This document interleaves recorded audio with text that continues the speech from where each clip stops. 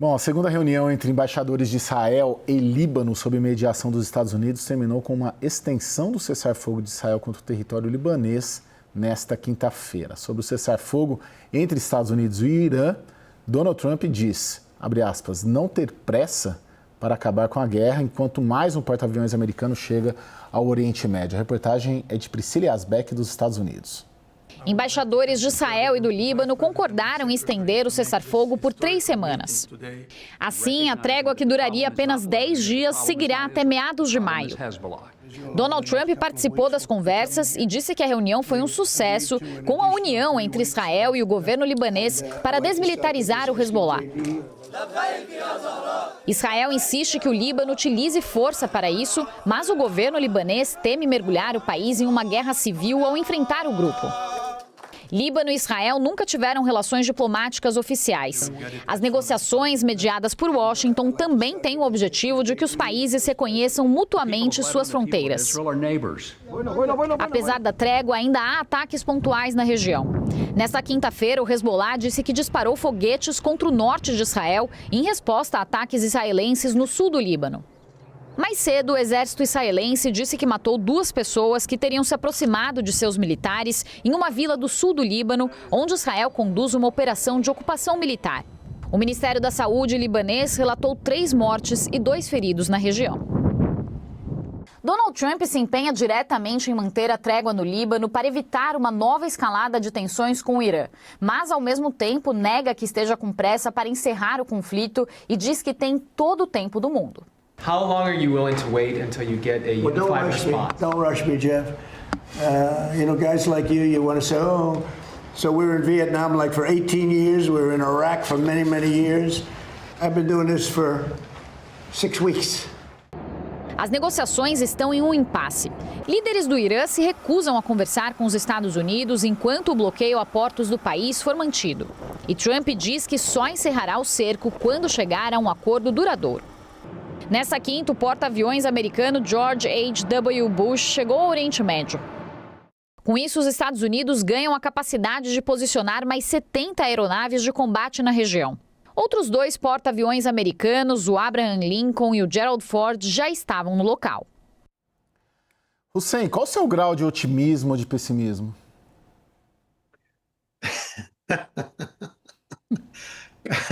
Não é uma pergunta que se faça nessa hora.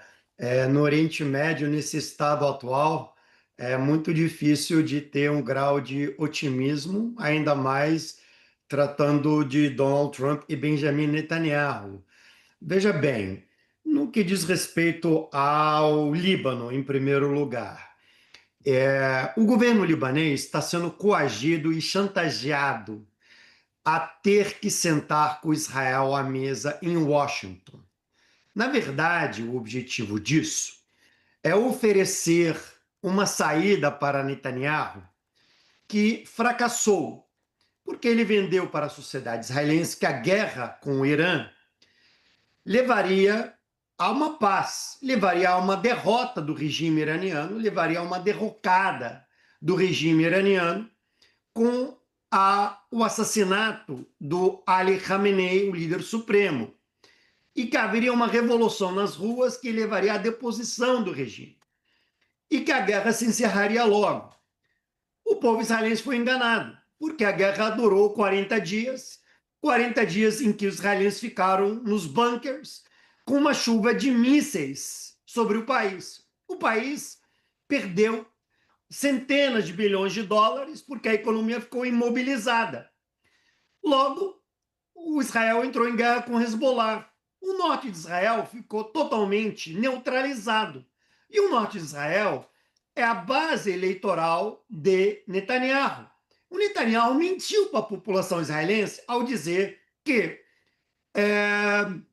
o Hezbollah havia sido dizimado, a população, o arsenal do Hezbollah havia sido liquidado. Só que o Hezbollah não estava liquidado e o seu arsenal não estava dizimado. Então, a popularidade de Netanyahu começou a despencar, a se degradar, e ele ficou exposto no contexto interno israelense. Razão pela qual o Netanyahu, o Trump, nessa conjuntura, passou a coagir o governo libanês a ter que negociar com Israel com o fundamento de dizer que Líbano e Israel são países aliados, unidos, no mesmo propósito para combater o mesmo inimigo, o que é uma grande mentira. Israel ocupa o Líbano. Israel está matando cidadãos libaneses, está matando jornalistas libaneses, está destruindo vilarejos libaneses, está destruindo sítios arqueológicos e religiosos libaneses, destruindo estátuas de Jesus Cristo no Líbano.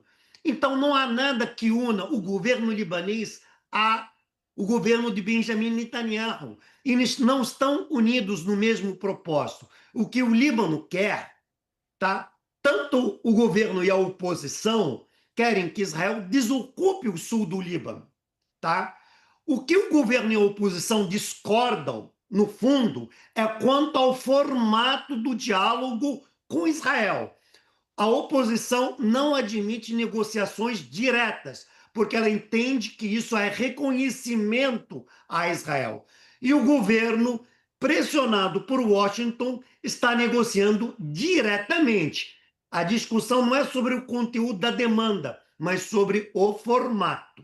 E esse é o ponto no que diz respeito ao Líbano. Quanto ao Irã, na próxima pergunta eu respondo. E deixo para o Lorival. Lorival, basicamente, se eu entendi a colocação do Hussein, ele trata do risco Netanyahu, né? Do risco Israel no acordo como um todo, porque um acordo Israel-Líbano impacta diretamente o acordo Estados Unidos-Irã. E eu queria a sua leitura sobre isso, por favor.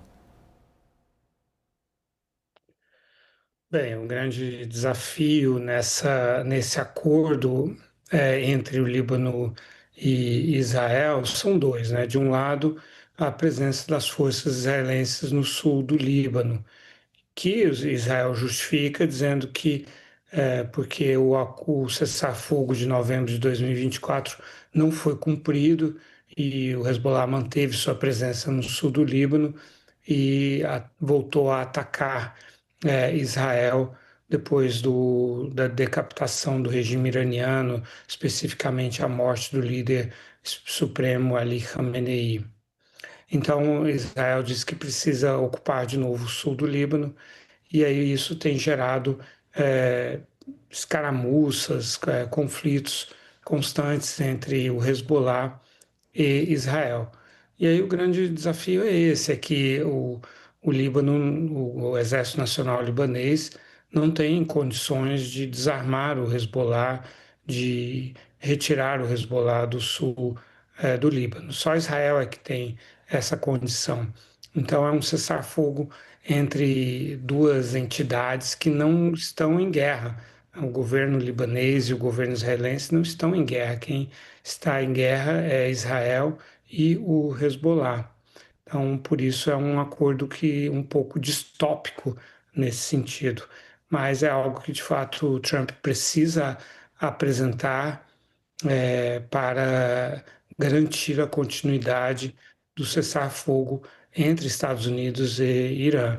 Porque, embora os Estados Unidos e Israel tenham negado que o Hezbollah, o Líbano, estavam incluídos no acordo de cessar-fogo com o Irã, na verdade, eles sentem que precisam manter esse cessar-fogo para não pôr a perder o cessar-fogo com o Irã.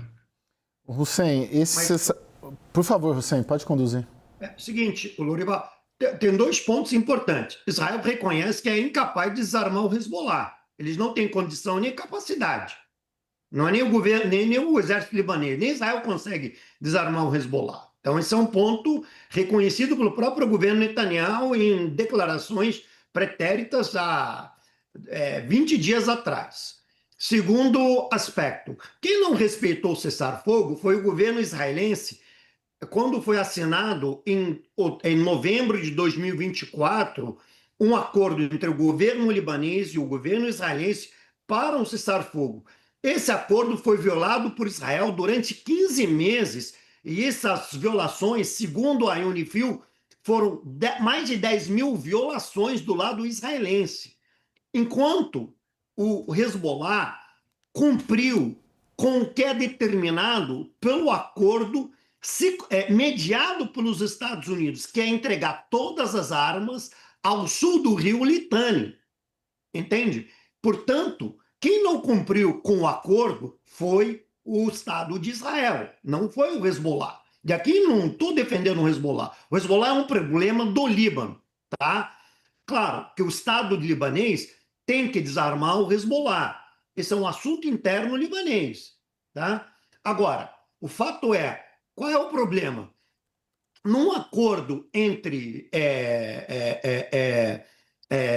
eventual entre Israel e o Líbano, o grande problema é que se o Hezbollah se desarmar, não há nada que garanta que Israel vai se retirar. Israel não cumpre acordo nenhum de paz, nem com os palestinos, nem com os libaneses, nem com ninguém. Esse é o grande problema. Lorival, para finalizar. Bem, eu discordo. Eu acho que Israel se retirou do sul do Líbano depois de ficar lá durante 20 anos, entre 82 e o início dos anos 2000. Israel tem Mas não se voltado, feito não se incursões. retirou, Lorival, porque quis. Se retirou porque houve uma resistência armada. Não via acordo Eu diplomático. discordo. Eu discordo novamente. Mas, enfim, eu acho que a gente podia. Eu discordo. Eu acho que o que desencadeou essas incursões e a ocupação são os ataques do Hezbollah ao norte de Israel.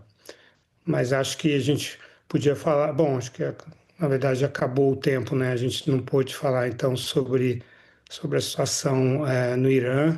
Acho que. 2 minutos, Lorival. Pode falar, Lorival. 2 minutos. Uhum. Existe um dado que o New York Times divulgou hoje, que são dados do Departamento de Defesa americano e de autoridades do Congresso americano, que a guerra contra o Irã está custando $1 bilhão por dia aos Estados Unidos, que nessa guerra eles consumiram 1.100 mísseis de cruzeiro stealth, furtivos, né, de longo alcance, que iam ser usados na guerra contra a China, e praticamente todo o estoque foi gasto nessa guerra com o Irã. Dispararam 1.000 mísseis de cruzeiro Tomahawk, que é 10 vezes o número que os Estados Unidos compram por ano, e utilizou 1.200 interceptadores Patriot, que custam $4 milhões cada um, e mais de 1.000 mísseis terrestres Precision Strike e Atacams. Então, sim, esse é um grande presente que o Irã e os Estados Unidos estão dando para a China. O arsenal que seria usado de forma dissuasiva ou mesmo numa guerra quente contra a China está sendo gasto com o Irã pelos Estados Unidos.